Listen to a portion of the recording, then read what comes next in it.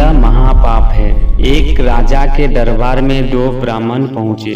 राजा ने दोनों का हार्दिक स्वागत किया और अपने अतिथि गृह में उनके भोजन तथा उनके ठहरने की व्यवस्था कर दी।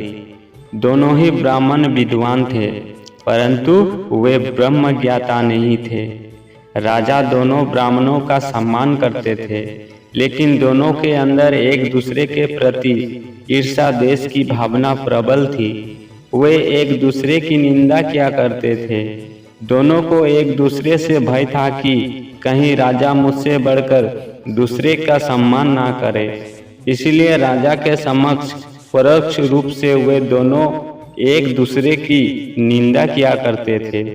एक दिन उनमें से एक ब्राह्मण से राजा ने पूछा, दूसरे ब्राह्मण के विषय में आपका क्या विचार है? पहले ब्राह्मण ने कहा, वो तो बिल्कुल गधा है, वो कुछ भी नहीं जानता। दूसरे दिन राजा ने फिर दूसरे ब्राह्मण से पहले के विषय में पूछा, उनके विषय में आपकी क्या धारणा है? उसने कहा, वो बिल्कुल बेल है, मूर्ख है। इस तरह दोनों एक दूसरे की निंदा करते रहते थे।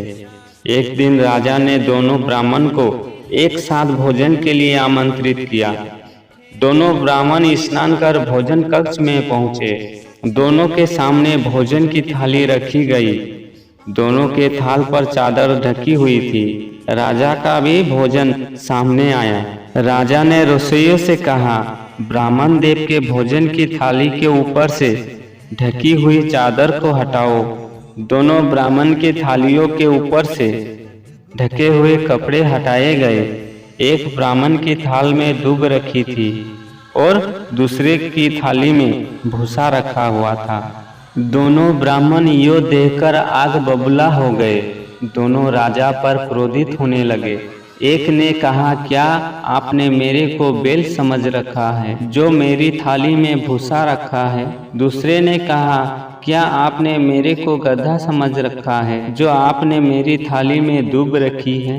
राजा ने हाथ जोड़कर कहा, ब्राह्मण देव, इसमें मेरा अपराध नहीं है। आप ही ने एक दूसरे के विषय में बताया कि एक गधा है और दूसरा बेल है, इसलिए मैंने रसोइये से कहकर एक थाली में दूब और दूसरी थाली में भूसा रखवाया।